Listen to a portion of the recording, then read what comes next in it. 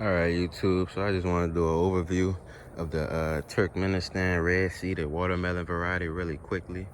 Over here I have two vines planted. I have a smaller vine, which is right here. You can see the base right here. And the vine is planted in a 6-inch container that has no bottom on it. And right here I have a much larger vine. And you can see the base right there. So that's about as thick as my finger, and this is much less thicker than my finger. So that's the difference I have going on at the moment. I had a second vine that was I had a second large vine, but it got hit by a weed whacker, so things happen. These vines right here are coming off the smaller one. You can see I have some leaders that are wilting away and whatnot.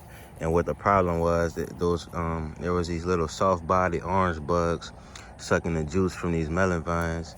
And I just came by and I just come and squish them if I see them, because they really can eliminate your vines if you allow them to continue to suck juices from the vines. So that's basically what all this dead vinage is. I had the issues with those little bugs. It wasn't everywhere, but they travel in small groups, and it can cause great damage wherever they stop at. So yeah, I basically stopped it now, and now I'm here. Hey, he almost landed on this pollinated flower. Y'all saw that? So all right, yeah, really quickly. So that's red seeded where it's planted at. You can see how very healthy these leaves are. They're vibrant green. I haven't fertilized it. I water it barely. And it's a high producer as far as female flowers are concerned. I was having those disease issues down there, so every time I pollinated a fruit, the leader would die. The vine, the direction that it's growing, that whole vine would just die off along with this melon. So I started only pollinating things over here that are away from those away from the bug damage. So this is an area that's basically went all the way uninfluenced by those bugs, and that's because it's far away from where they are. They like to hide in that high grass. So here you can see I have a hand-pollinated flower. I'm starting to put the zip ties on the tendril closest to the melon now, instead of putting it on the umbilical of the melon, so I don't damage the fruit before it's pollinated. I need to put a bag on there, as we all saw. So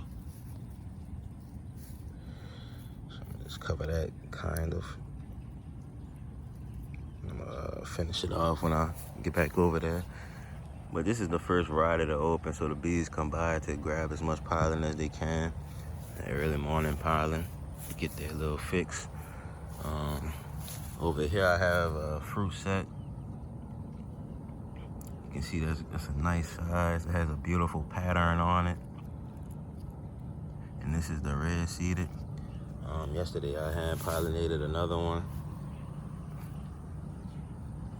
Right there. So this one was hand pollinated yesterday. And I shouldn't have much issues with any with any melons that are pollinated in this area, because this is the only section that basically remains green. Okay, so that's red seeded. I just wanted to show this fruit set and a small little overview of how it's been affected by insects and disease and whatnot. All right, y'all, so I'm gonna seal this flower off. I'm gonna finish doing my little job for the morning. Okay.